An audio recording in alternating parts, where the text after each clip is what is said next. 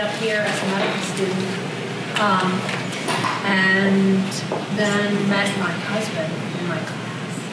And we ended up doing our training up in New York City, and then Great, thank you. you could sign in. You could sign in at the end of the. Okay.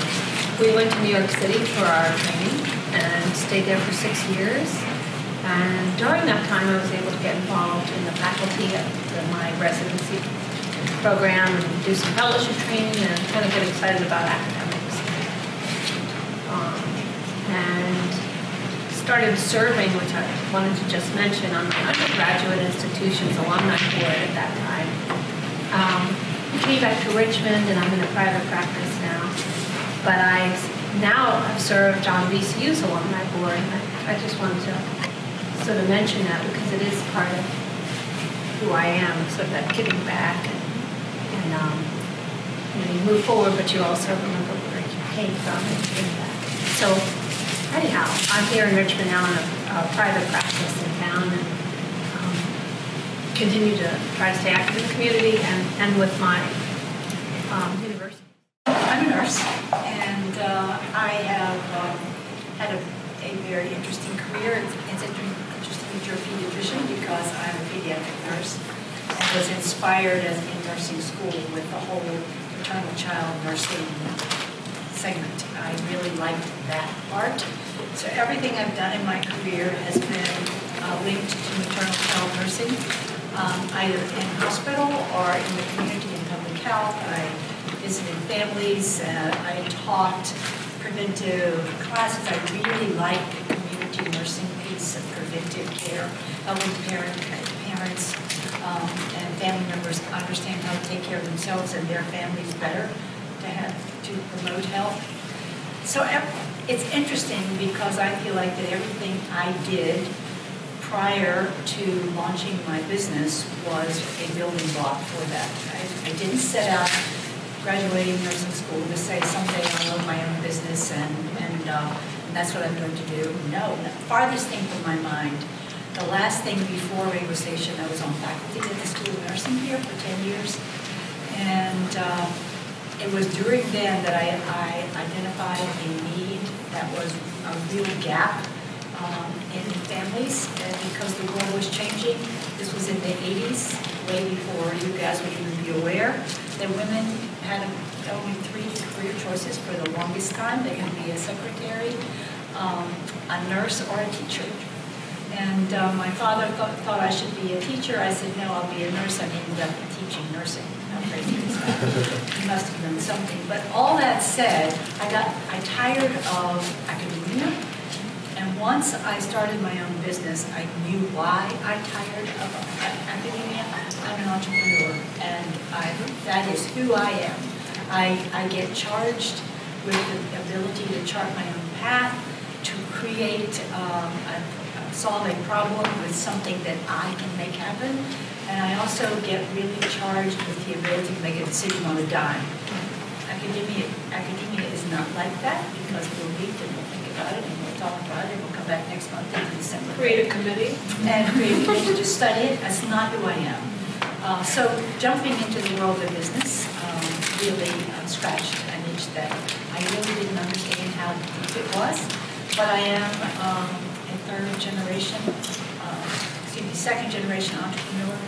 My daughter is now and son are entrepreneurs, and my grandchildren have the itch. So I think we got it in our blood. My background is that I knew going into a pharmacy career, I grew up in the pharmacy family business, so I knew that I wanted to go back and work in that practice. But I felt very strongly that I was a pharmacist and patient care was what it's about, and that's what I spent all my electives and learning focus on during school. And early on, that did serve me well. However, I learned early on, even before I wasn't in a leadership role like I am now, that just by being the pharmacist, you are in a leadership role and people look to you. And so the first thing that I realized that I wasn't as prepared for as I needed to be was human relation skills. I learned how to counsel my patients, but I did not learn how to handle it when you're fresh out of school and you look like a kid and people don't respect you. So I was very young when I graduated, a female in a role that was traditionally male role. I had a male technician, and he did not feel that it was necessary for the pharmacist, for this kid to come in and tell him what to do. And so he wanted to do things that he was not qualified to do. So the first time that I had to fire someone, it was very difficult, and I didn't feel like I handled it very well at all. Not early on enough did I give clear direction about what my expectations were. So I wish that I had taken some management courses.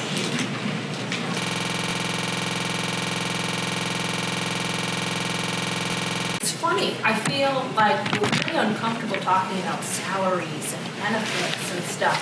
I mean, you need to get over that. And maybe it's because you've never, by the time you finally get your first job in your profession, it's been so long since you had any say in your salary that you don't know how to ask, like, what are the benefits, because you don't have a choice right now, and you haven't had one maybe even yet. But I tell you, it's worth negotiating. It's worth asking about what's my salary and what's my, things come up like my boards, they're expensive. Does your group help pay for that? Your continuing medical education or continuing dental education? All that stuff, who helps that? How much vacation do you get? And what's the sick policy? And you don't want to start on that foot like, well, I need to know the benefits. But you do. So, anyway, don't be afraid to ask, what's my salary? You might not have that skill yet. You get it. Or hire somebody to get it for you, interpret it for you.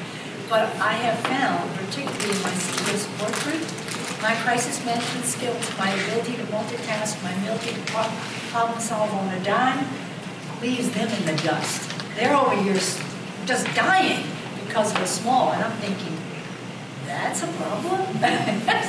So I will say to them, if you can stand by the bedside of a dying child with a parent, nothing in business rises to that level of crisis. So what's the problem? And that helps, I think, getting you through the days when banks are screaming at you or whatever is happening. And currently I'm the CEO. We have 3 pharmacies. So I do practice pharmacy some, but most of the time I'm in more of a business side. It's something that I didn't picture myself doing when I was in school and when I first graduated. But over time, when my father became sick and was unable to perform that role very quickly, we had to make a decision: are we going to hire somebody to run this company, or am I going to change roles and do this now? And we felt very strongly that in order to practice pharmacy the way we wanted to practice it, we needed to be led by a pharmacist that understood what our goals were and where we wanted to take the company. So I changed roles very quickly. I had to do some online learning about accounting because I knew nothing about that, how to read a spreadsheet. So that was my other big thing, was that I really wish that I had taken some finance courses. I love what I do now, even though I'm not the pharmacist in the pharmacy on a day-to-day basis. I love giving direction of where the company's going. And finances have been fun too. So those of you that are thinking about solo practice, or at least being the headliner of the practice and adding people to the mix, that's the role that you find yourself in, which is what I have. You just go out there and start something, and then oh my gosh, we need a personnel handbook. Well, I guess I need to write it. So I need to think about what is it that's important, and how much vacation would be reasonable. And I can clearly tell you, in the early days when I was dying for people to come along with and to like what we were doing enough to sign on, I got real benefit to generous, and I created all these plans that 20 years in, I was having to dial back because it was creating a nightmare. Way too much vacation, way too much sick time, way too much.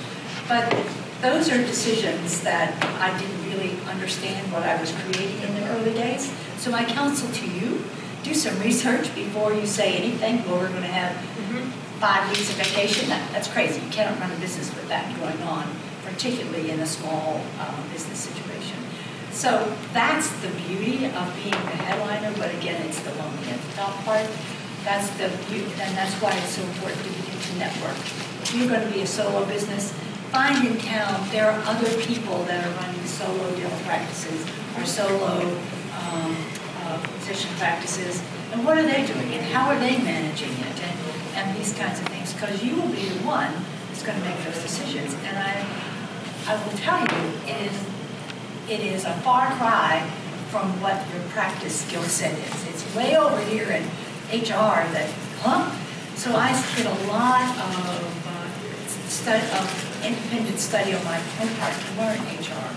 And over the years, it's become more and more and more complex with new healthcare, Affordable Care Act, and all this kind of stuff, and the impact on insurance, and the ability to purchase insurance, et cetera, et cetera, et cetera.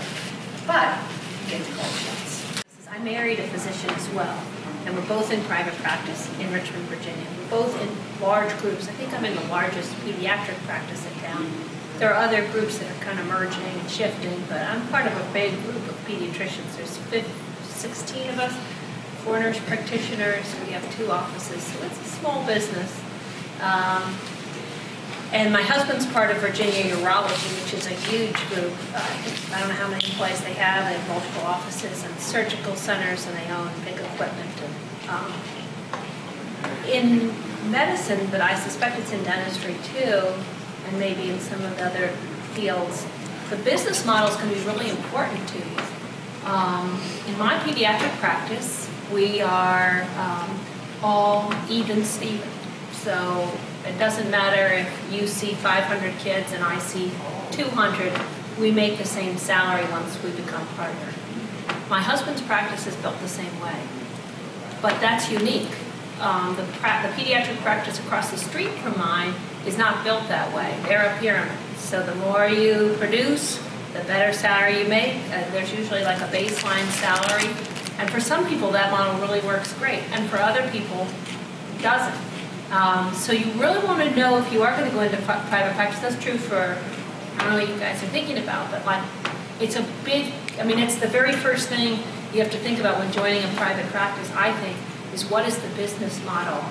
For me, the way our practice is set up works best for me and for my patients, I believe, because the other day I saw a 12-year-old boy, and right when we're doing the checkup, I could tell it was a little awkward for him, and I said to him, next time you should see a boy doctor, and I have no incentive to keep him with me.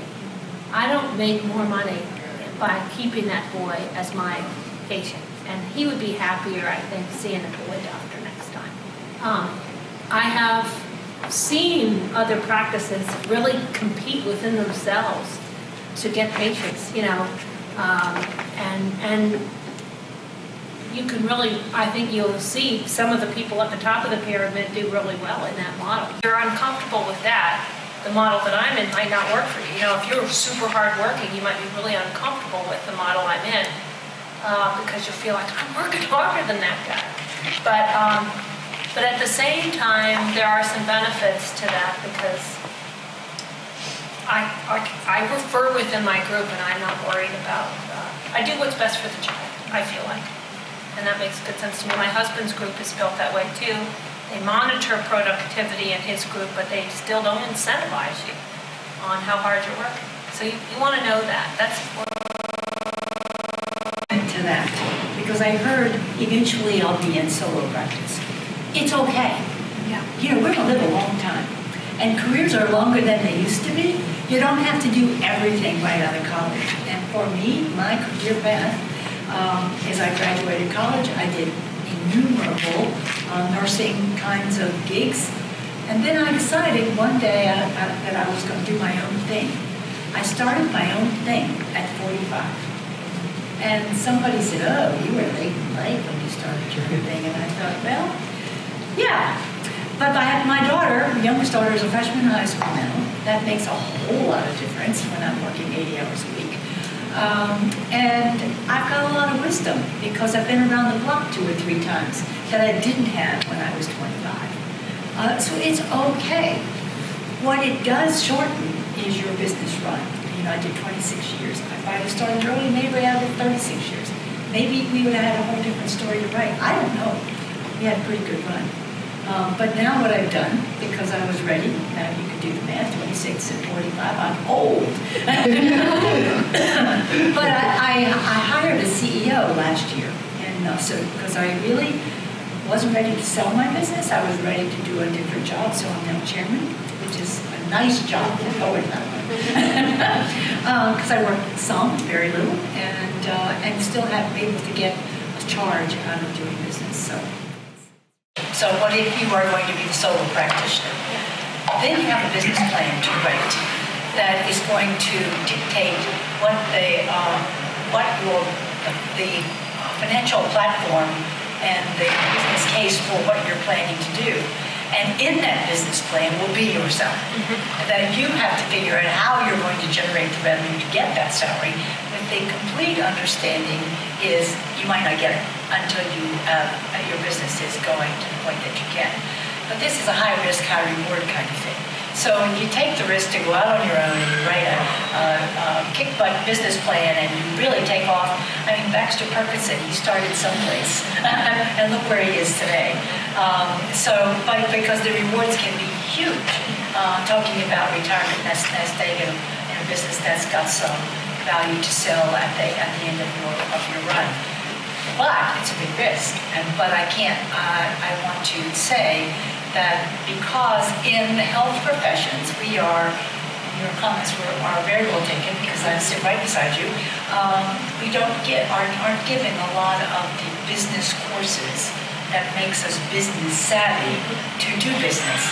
Yet, most of the people in health professions are going to do something like join a private practice or go out on their own.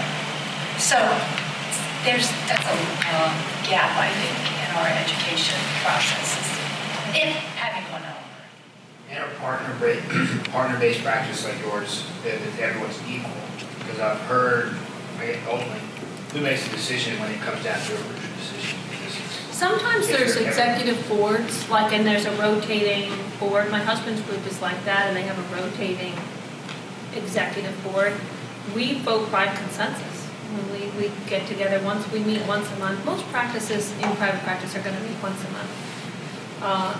The smaller groups can make decisions quicker. You know, my sister-in-law is a dentist, and she's part of a very small dental group, and they can make choice decisions.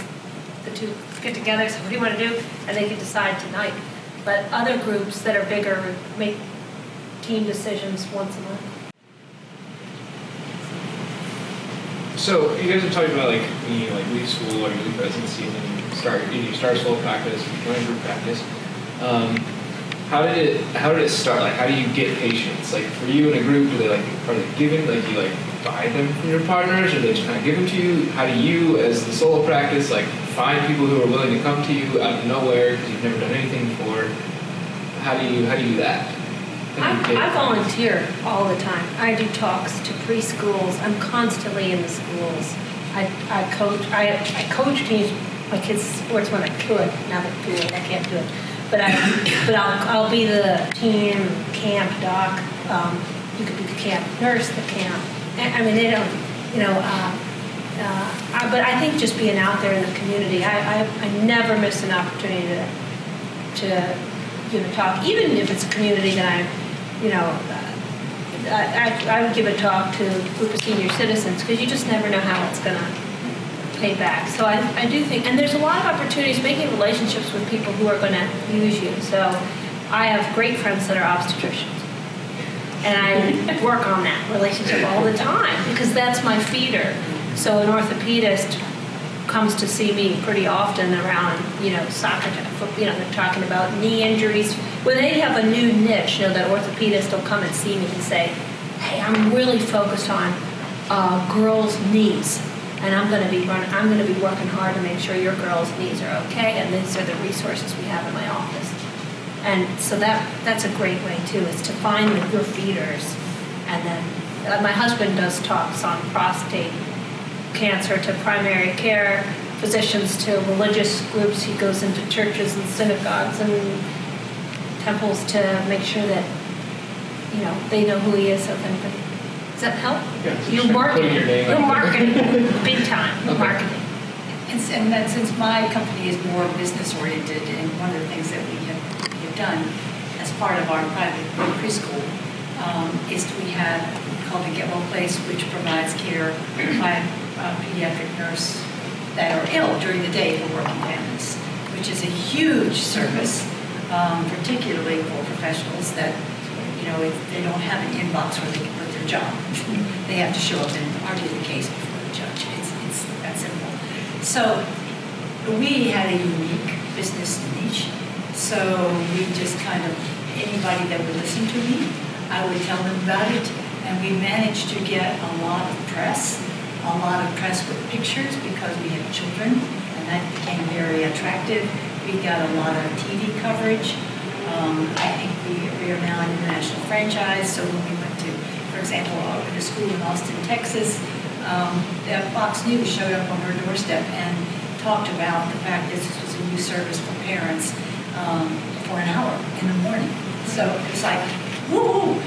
So it's PR, getting your name out there, and I beat the pavement. I think, and you one day will remember this, when you put everything on the line for your dream to make it happen, and that's literally everything on the line for the big bricks and mortar component, it makes you do things that you probably sitting here today would think, oh, I could never do that.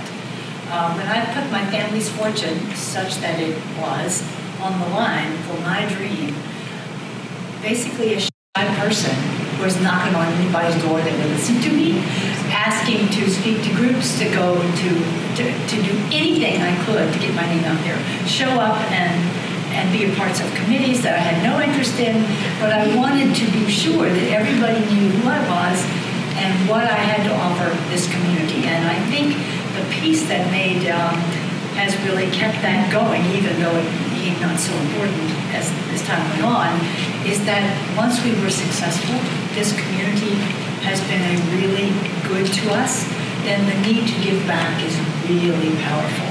And so I do a lot of mentoring, and I do, on the other side now, of helping, give a leg up, because I remember what it was like. You're now 26 years old.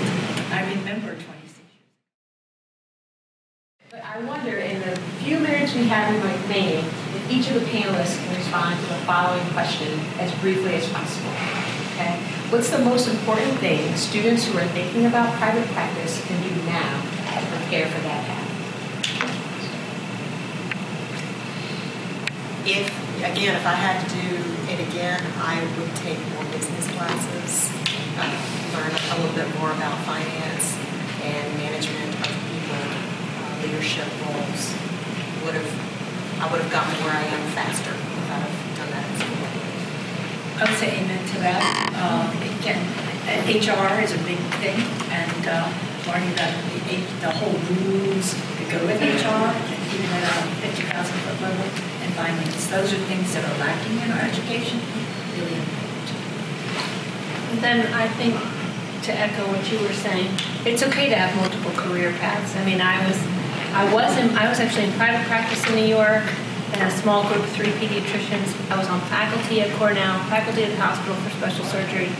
Now I'm in private practice here, and I'm 46, and so I just might have a career change. You never know. So it's okay to, you don't have to, in your situation, you kind of had that path, but even yours changed, So get excited, and also surround yourself with partners, both personally and professionally, that reflect your best, because you need someone by your side, your partner in life, who's going to support you, because you're going to be late. You're going to have pizza again. I mean, it's just, things are going to fall apart, and you need someone who's your partner. And then at work, you need a partner who understands you gotta leave. You can't miss one more. Your daughter's in the play, your son is sick, you need to get home. And so you need to surround yourself with partners on both ends that have your back. Ladies and gentlemen, please join me in thanking our panelists for all of their insights today.